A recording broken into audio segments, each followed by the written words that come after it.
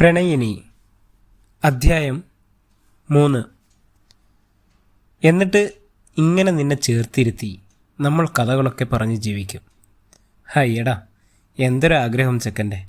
മാളു, നീ തിരിച്ച് ഹോസ്റ്റലിൽ പോകുന്നില്ലേ? അജു, ഇന്ന് നമ്മൾ ഒന്ന് അടിച്ചു പൊളിക്കുന്നു. എടാ, എന്തൊരു വൃത്തികേടാക്കിയാ ഈ റൂമിട്ടിരിക്കുന്നത്. വാ, ഒന്ന് വൃത്തിയാക്കാം. ബാച്ചിലർ റൂമാണ് മോളെ, ഇങ്ങനെയൊക്കെ ഉണ്ടാവുള്ളൂ. അവൾ ഷാളെടുത്ത് അരയിൽ കെട്ടി ഒരടുക്കലും പെറുക്കലുമാണ്. കൂടെ ഞാനും നിന്ന് കൊടുത്തു കേട്ടോ. എല്ലാം കഴിഞ്ഞ് എന്നെ കുളിക്കാൻ വേണ്ടി തള്ളി ബാത്റൂമിൽ കയറ്റി. മാളു തോർത്തെടുക്കാൻ മറന്നു. വാതിലിലെ ഗ്യാപ്പിലൂടെ കൈനീട്ടിയ അവളെ വലിച്ച് ബാത്റൂമിലേക്ക് കയറ്റി. പതുക്കെ ആ ഷവറൊന്ന് തുറന്നു കൊടുത്തു. നൂലുപോലെ പെയ്യുന്ന വെള്ളത്തിൽ നിന്നും മാളു ആവുന്നത് നോക്കി. ഒടുവിൽ ഒരു കൊച്ചു കുഞ്ഞിനെ പോലെ അവൾ ഒട്ടിച്ചേർന്ന് അങ്ങനെ നിന്നു. ചേർത്ത് നിർത്തി ചുണ്ടിലൊരു ഉമ്മ കൊടുക്കാൻ മറന്നില്ല കേട്ടോ. തോർത്തെടുത്ത് അവളുടെ തല നന്നായി തോർത്തി തലയിൽ രാസനാദിപ്പൊടിയിട്ട് തടവിക്കൊടുത്തു. അപ്പോഴാണ് അവളുടെ പുതിയ കണ്ടുപിടുത്തം. ഞാൻ തല നന്നായി തോർത്തിയില്ലെന്ന്. അവൾ തന്നെ നല്ലോണം തല തോർത്തി തന്നു.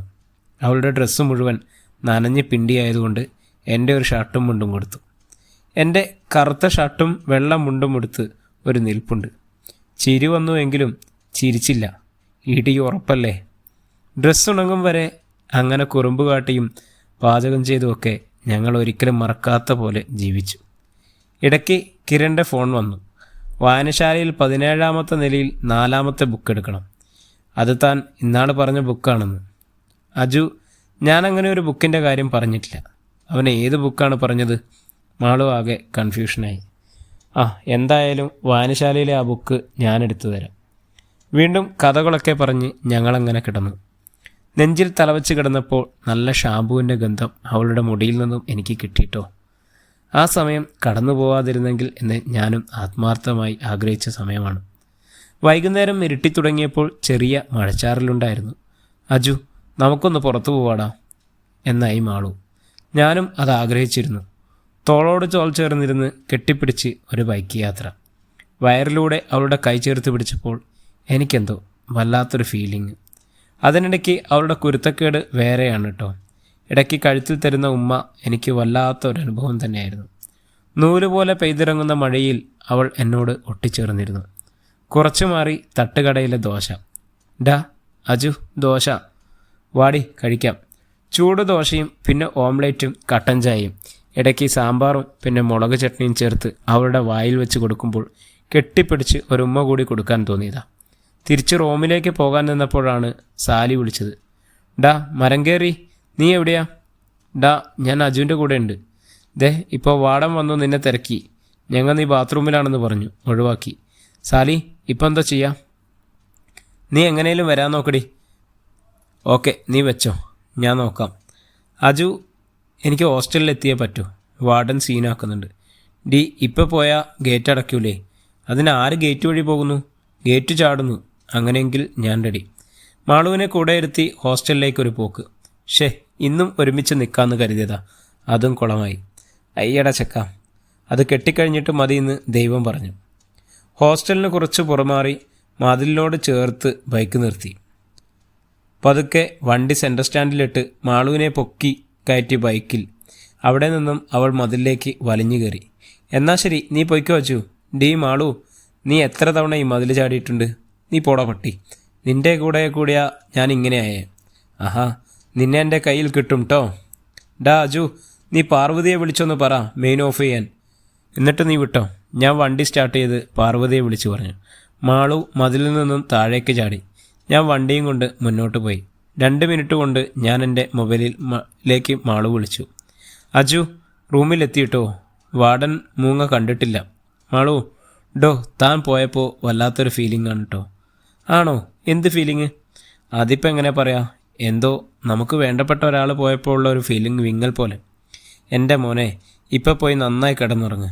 നാളെ രാവിലെ നമ്മൾ കാണുമല്ലേ. പിന്നെന്താ? മാളു, എന്താണ് മനുഷ്യ? ഒരു ഉമ്മതായോ? ഒന്ന് മതിയോ? അയ്യേ, ഇതിന് സ്ട്രോങ് ഇല്ലല്ലോടി. ഇപ്പോൾ തൽക്കാലം ഇങ്ങനെ മതി. മോൻ പോയേ. അവിടെയുള്ള കാന്താരികളൊക്കെ നമ്മുടെ വിശേഷങ്ങൾ അറിയാൻ ധൃതി കൂട്ടുകയാണ്. എന്നിട്ട് നീ എന്ത് പറഞ്ഞൂടി? എന്തു പറയാൻ? കുറച്ച് മസാലയൊക്കെ ചേർത്ത് ഒരു അവീത കഥ പറയണം. അല്ലാതെ ഇവളുമാർക്കിന്ന് ഉറക്കമില്ല മോനെ. ഡീ നീ മാനം കളയുമോ? അയ്യടാ ഒരു പുണ്യാളൻ. അപ്പോൾ ശരി മോനെ, ഓക്കെ ഡി. തിരിച്ച് റൂമിലെത്തിയപ്പോൾ റൂമിൽ നിറയെ അവളുടെ ഗന്ധമായിരുന്നു. ഒരു കിടത്തമായിരുന്നു ബെഡിലേക്ക്. വായനശാലയിൽ നിന്നും കിരൺ പറഞ്ഞ പുസ്തകം ഞാൻ എടുത്തു. ഏതോ ഒരു ചരിത്ര പുസ്തകം. ഈ പുസ്തകമൊക്കെ വായിക്കാനുള്ള ബുദ്ധി ഇവൾക്കുണ്ടോ? ഒരു കൗതുകത്തിന് ഞാനതൊന്ന് മറച്ചു നോക്കി. അതിൽ നിന്നും മടക്കി വെച്ച പേപ്പർ പുറത്തേക്ക് ചാടി തുറന്നു നോക്കി. പ്രേമലേഖനം തന്നെ. അമ്പട കള്ള, ഇത്രയും വാട്സപ്പും മെയിലും എല്ലാം ഉള്ള ഈ കാലത്ത് പ്രണയലേഖനം എന്തായാലും വായിക്കുക തന്നെ. എൻ്റെ പ്രിയപ്പെട്ട മാളവികയ്ക്ക്, ഞാനിവിടെ വന്നത് നിന്നെ ഒന്ന് കാണാൻ വേണ്ടി തന്നെയാണ്. നിനക്കറിയാലോ, പഠിക്കാനുള്ള താല്പര്യമൊന്നുമില്ല. നിനക്ക് വേണ്ടി, നിന്നെ കാണാൻ വേണ്ടി, നിന്നോടൊപ്പം സമയം ചെലവഴിക്കാൻ കുറച്ച് സമയം കിട്ടണം. അതിനുവേണ്ടി കൊതിക്കുന്നു ഞാൻ. നീ അസ്തമയ സൂര്യനെ കണ്ടിട്ടില്ലേ? കടലിനെ ചുംബിക്കാൻ, അതിൽ പ്രണയത്തിൻ്റെ സിന്ദൂരം പടർത്താൻ കൊതിക്കുന്ന കാമദേവനായ സൂര്യൻ. അതുപോലെ തന്നോടടക്കാനാവാത്ത പ്രണയമാണ് നിന്നോട്. നിനക്കിഷ്ടമാണോ എന്നെനിക്കറിയില്ല. ഞാനിടുന്ന വസ്ത്രങ്ങളൊക്കെ നീ ഓർത്തു വയ്ക്കുന്നത്. എന്നോട് ഇഷ്ടമുണ്ടോ എന്ന് നീ തന്നെ പറയുന്നത് തന്നെയാണ് എനിക്കിഷ്ടം. ഞാൻ കാത്തിരിക്കുന്നു നിൻ്റെ ഒരു മറുപടിക്കായിട്ട് എന്ന് മാളവികയുടെ കിരൺ. ദൂരെ നിന്നും മാളു നടന്നു വരുന്നത് കണ്ടു. എന്തായാലും അവൻ്റെ പ്രേമക്കത്ത് ഞാൻ കൊടുക്കുന്നില്ല. അത് മടക്കി ഞാൻ പോക്കറ്റിലിട്ടു. എന്താ അജു, ബുക്കെടുത്തോ? എടുത്തൂടി. വാ, നമുക്കൊരു ചായ കുടിക്കാൻ പോയാലോ? ഞാനും അവളും ക്യാൻറ്റീനിൽ ചായ കുടിക്കാനിരിക്കുമ്പോഴും എനിക്ക് അവളോടൊന്നും പറയാൻ തോന്നിയില്ല. ഞാൻ ആകെ അസ്വസ്ഥനായിരുന്നു. എന്താടാ നിനക്ക്? ഏയ് ഒന്നുമില്ലടി. അവൾ എൻ്റെ കണ്ണുകളിലേക്ക് നോക്കി. എന്താടാ അജു നിനക്ക്? വല്ലാത്തൊരു വല്ലായ്മ ഉണ്ടല്ലോ. ഏയ് ഒന്നുമില്ലടി. ചൂട് കാപ്പി മൊത്തിക്കുടിച്ചുകൊണ്ട് മാളു അജുവിനെ നോക്കി. മാളു, എന്താടാ അജു? മാളു, നിനക്ക് കിരണിനെ ഇഷ്ടമാണോ? നിനക്ക് അങ്ങനെ തോന്നി അജു? അവൻ കുഞ്ഞുനാൾ മുതലേ എന്നെ അറിയുന്നതല്ലേ. അതിനുള്ള സ്വാതന്ത്ര്യമുണ്ട് എന്നല്ലാതെ വേറെ ഒന്നുമില്ല. എന്താ നിനക്ക് അങ്ങനെ തോന്നാൻ കാരണം? ഏയ് ഒന്നുമില്ലാടി. ഇടയ്ക്ക് നിന്നോടുള്ള അവൻ്റെ അടുപ്പം എന്നെ വല്ലാതെ ശല്യപ്പെടുത്താൻ തുടങ്ങിയിട്ടുണ്ട്. മാളു അവൻ്റെ കയ്യിലേക്ക് കൈ ചേർത്ത് വെച്ചു. നീ അല്ലേടാ എൻ്റെ പ്രാണൻ. അജു, വേറെ ആരോടും എനിക്കൊരു പ്രണയമില്ല കേട്ടോ. നീ വിഷമിക്കല്ലേ മാളു. നിന്നെ ഒരാൾ നോക്കുന്നത് പോലും എനിക്കിഷ്ടമല്ല. അതല്ലേ? വൈകുന്നേരം റൂമിലിരിക്കുമ്പോഴായിരുന്നു ബാപ്പിയും ഉമ്മയും വിളിച്ചത്. ഒത്തിരി സന്തോഷത്തോടെ അവർ സംസാരിച്ചു. എന്നാണ് നീ ഇങ്ങോട്ട് വരിക എന്ന് ഉമ്മി ചോദിച്ചപ്പോൾ ഞാൻ വരുമ്പോൾ എൻ്റെ കൂടെ ഒരാൾ കൂടി ഉണ്ടാവും എന്ന് പറഞ്ഞു. അതാരാടാ എന്ന് ചോദിച്ചപ്പോൾ അതൊക്കെ പിന്നെ പറയാം ഉമ്മി. എന്തായാലും ഇനിയൊരു പെണ്ണിനെ ഒന്ന് ആലോചിക്കണ്ട എന്നായി. ഡാ കള്ള എന്ന് വിളിച്ചുള്ള ഉമ്മാൻ്റെ ചിരി. ഞങ്ങൾ ഇങ്ങനെയാണ് കേട്ടോ, ഭയങ്കര സ്പെഷ്യലാണ്. ഉമ്മയും ബാപ്പയും എല്ലാവരും തമാശക്കാരാണ്. ഇടയ്ക്ക് മുഖം കഴുകാൻ വാഷിംഗ് ബേസിനിൽ ഒന്ന് പോയി. അപ്പോഴാണ് മൂക്കിൽ നിന്നും രക്തം ഒലിച്ചിറങ്ങുന്നത് കണ്ടത്. തുടയ്ക്കുന്നതിനനുസരിച്ച് വീണ്ടും വന്നുകൊണ്ടിരിക്കുന്നു. പെട്ടെന്ന് ഇടയ്ക്ക് തലവേദനയും തലകറക്കവും ഒക്കെ പോലെ. ബെഡിൽ കിടന്നു. മാളുവിൻ്റെ കോൾ വന്നു. എടുക്കാൻ പറ്റിയില്ല. ഫ്രീസർ തുറന്ന് തണുത്ത വെള്ളമെടുത്ത് മുഖം നന്നായി കഴുകി. രാത്രി കുറഞ്ഞപ്പോൾ മാളുവിനെ വിളിച്ചു കുറേ നേരം സംസാരിച്ചു. പക്ഷേ ഇത് മാത്രം പറയാൻ തോന്നിയില്ല. രാവിലെ എഴുന്നേറ്റപ്പോൾ തലേ ദിവസത്തെ ഒരു കുഴപ്പവും ഉണ്ടായില്ല. അവളോടൊപ്പം പുഴത്തുയരത്തൂടെ കുറച്ച് നടന്നു. കൈ ചേർത്ത് പിടിച്ച് പിന്നെ പുഴയിൽ വെള്ളത്തിൽ കാലിട്ട് അങ്ങനെ ഇരുന്നു. എന്നോട് ചേർന്ന് അവളും ഇരുന്നു. അപ്പോഴേക്കും കിരൺ ഞങ്ങളെ അന്വേഷിച്ച് അവിടെ എത്തിയിരുന്നു. ഓ, നിങ്ങളിവിടെ ഉണ്ടായിരുന്നു? ഞാൻ അന്വേഷിച്ച് നടന്നു മടുത്തു. എന്താ കിരൺ വിശേഷം? ഞാൻ ചോദിച്ചപ്പോൾ അവൻ ചിരിക്കുക മാത്രമായിരുന്നു. എന്താണ് കിരൺ? മാളു ചോദിച്ചു.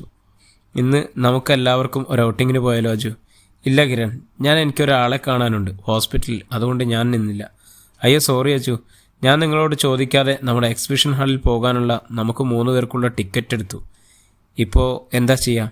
എടാ അജു, ആരെ കാണാനാണ്? ഹോസ്പിറ്റലിൽ നീ എന്നോടൊന്നും പറഞ്ഞില്ലല്ലോ.